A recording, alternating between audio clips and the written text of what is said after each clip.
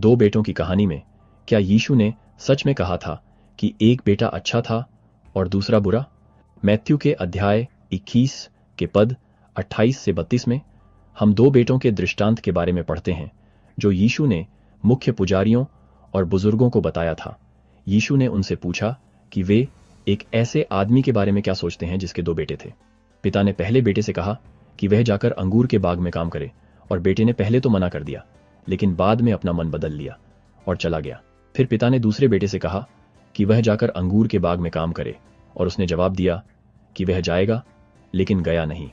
फिर यीशु ने पूछा कि दोनों में से किसने पिता की इच्छा पूरी की, और धार्मिक नेताओं ने उत्तर दिया कि वह पहला बेटा था। यीशु ने इस दृष्टांत का उपयोग उन लोगों के बीच अंतर को दर्शाने के लिए किया जो ईश्वर का अनुसरण करने का दावा करते हैं और जो वास्तव में उसकी इच्छा पूरी करते हैं। पहला बेटा उन लोगों का प्रतिनिधित्व करता है जो शुरू में ईश्वर के आह्वान को अस्वीकार कर सकते हैं, लेकिन बाद में पश्चाताप करते हैं और उसकी इच्छा का पालन करते हैं। दूसरा बेटा उन लोगों का प्रतिनिधित्व करता है जो बाहरी तौर पर ईश्वर की आज्ञा मानने का दावा करते हैं, लेकिन व्यवहार में ऐसा करने में विफल रहते हैं। इस दृष्टांत में यीशु का मुद्दा पश्चाताप और ईश्वर की आज्ञाओं के प्रति आज्ञाकारिता के महत्व पर प्रकाश डालना था।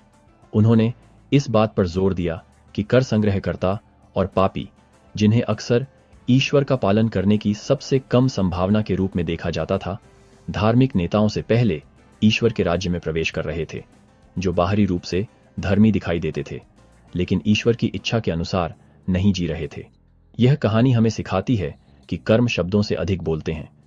केवल यह कहना पर्याप्त नहीं है कि हम ईश्वर का अनुसरण करेंगे या हम उस पर विश्वास करते हैं। हमें अपने कार्यों और आज्ञाकारिता के माध्यम से अपना विश्वास दिखाना होगा। पश्चाताप भी सुसमाचार का एक प्रमुख हिस्सा है, क्योंकि जो लोग ईश्वर से दूर हो गए हैं वे भी लौट सकते हैं और उसकी इच्छा पूरी कर सकते हैं। अंततः यीशु इस बात पर जोर देते हैं कि सच्ची शिष्यता ईश्वर की इच्छा का पालन करने के बारे में है, न कि केवल दिखावे के लिए।